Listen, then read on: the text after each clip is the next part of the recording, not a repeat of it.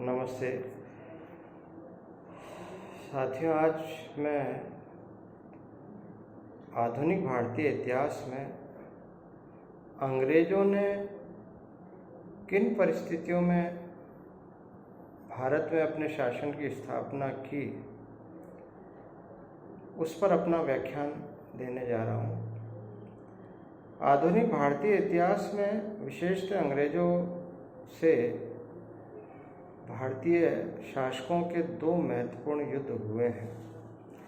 पहला है प्लासी का युद्ध। उक्त युद्ध 23 जून 1757 को प्लासी नामक स्थान पर बंगाल के नवाब सिराजुद्दौला और ईस्ट इंडिया कंपनी के रॉबर्ट क्लाइव के नेतृत्व में दोनों सेनाओं के मध्य लड़ा गया। इसमें सिराजुद्दौला की सेना की संख्या 50,000 थी और रॉबर्ट क्लाइव के नेतृत्व में ईस्ट इंडिया कंपनी के सैनिकों की संख्या मात्र 3200 थी।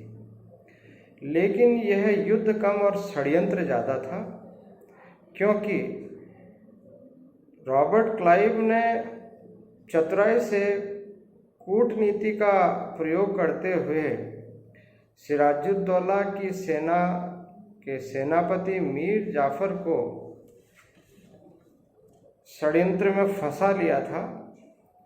और इस युद्ध के एक बहुत बड़े भाग ने जब युद्ध का मैदान में वो पहुंचे तो ऐसा लगा जैसे अंग्रेज़ों की सेना और सिराजुद्दौला की सेना मीर जाफर के नेतृत्व में एक दूसरे से मिल गई हैं और उनका युद्ध सिराजुद्दौला से है।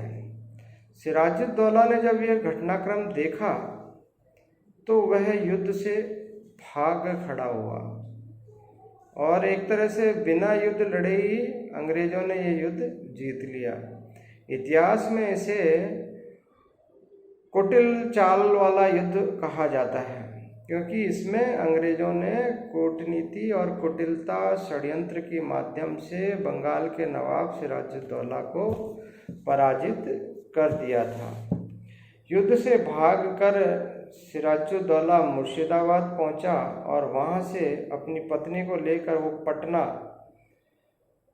पहुंच गया और वहीं पर उसका जो मीर जाफर का पुत्र पीछा करता हुआ जा रहा था, वहाँ पर उसकी हत्या कर दी गई। तो इस प्रकार से सिराजुद्दौला के शासनकाल का अंत हुआ और ईस्ट इंडिया कंपनी की राजनीतिक दृष्टिकोण से बंगाल में उनको प्रविष्टि हुई।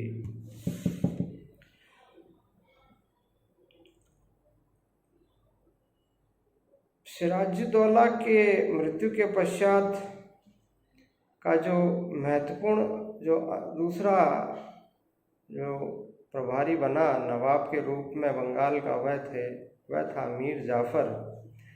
और यदि हम देखें तो 1757 से 1764 के मध्य का जो इतिहास है, मीर जाफर, मीर कासिम और अंग्रेज़ों के मध्य जो छल कपट और उसके बाद लालच को लेकर जो युद्ध हुआ, उसी का एक विवरण सा है ये, जिसकी परिणति 1764 के बक्सर के युद्ध में सामने आई।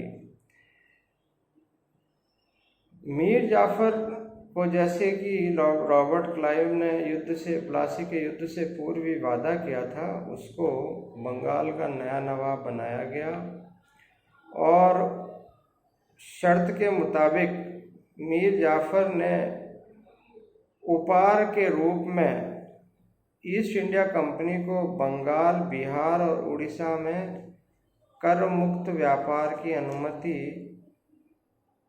जो उन्हें फारुखशियार द्वारा प्रदान की गई थी, मुगल बादशाह द्वारा, उसको पुनः लागू कर दिया गया, अर्थात उन्हें अनुमति दे दी गई। यानी कि अब उन्हें बिना करके अपनी वस्तुओं का विक्रय बंगाल, बिहार और उड़ीसा में वो कर सकते थे।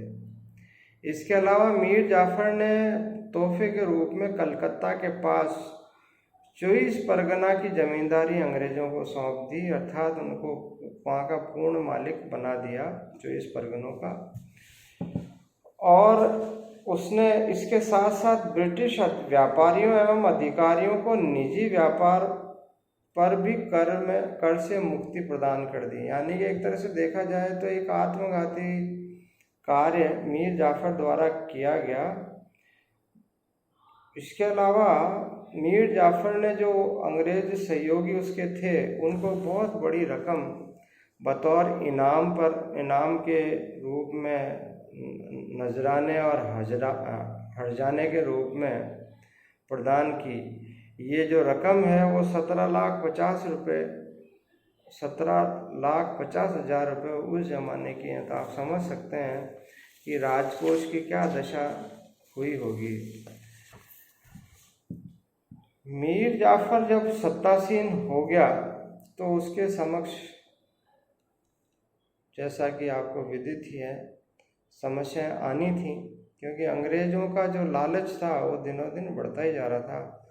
तो उसके समक्ष बहुत सी गंभीर समस्याएं थीं, जिसमें से सबसे महत्वपूर्ण थी कि मदीनापुर का राजा राम सिन्हा और पूर्णिया का अली खां, जो एक बंगाल के अधीनस्थ राज्य थे, उन्होंने मीर जाफर के शासन को पूर्णतः अस्वीकार कर दिया। उन्होंने कहा कि हम मानते ही नहीं कि तो हमारा शासक है। ये उसके लिए एक बहुत बड़ी बेइज्जती का प्रश्न था। इसके अलावा उसके षड्यंत्र में शामिल दुर्लभ राय, जो अब उसकी वफादारी को लेकर मीर जाफर संदेह में आ गया था कि कहीं ये अंग्रेजों से मिला हुआ तो नहीं है, कहीं मुझे हटा तो नहीं देगा। और इस कारण वो मीर दुर्लभ राय को गिरफ्तार करना चाहता था, लेकिन उसको क्लाइव का संरक्षण था तो वो ऐसा नहीं कर पा रहा था। इधर मुगल बादशाह जो नया बना शाह आलम, वह भी बंगाल के सिंहासन पर अपना अधिकार करना चाह रहा था कि वही बंगाल तो मेरा है, मैं उसका बादशाह हूँ। और अंग्रेज, जिसके कारण मीर जाफर बंगाल के नवाब के पद पर आया, उन्हें ऐसा लगने लगा था कि मीर जाफर डच राज्य के सहयोग से अंग्रेजों को बंगाल से हटाना चाहता है। तो वे अंग्रेजों के बढ़ते प्रभाव की कटौती करने की कोशिश कर रहा है, ऐसा उनका मानना रहा। और इन सब के बाद जब मीर जाफर के पुत्र मीरान की अकालिक मृत्यु हो गई तो उत्तराधिकार को लेकर भी एक प्रश्न चला। और उस विवाद में मीर जाफर और उसके दामाद, उसके पुत्री के पति मीर कासिम के बीच संघर्ष हो गया, क्योंकि मीर कासिम को लग रहा था कि जब पुत्र की मृत्यु हो गई है मीर जाफर के, तो नेचुरल रूप से वही उनका उत्तराधिकारी है। और इन दोनों के बीच संघर्ष हुआ।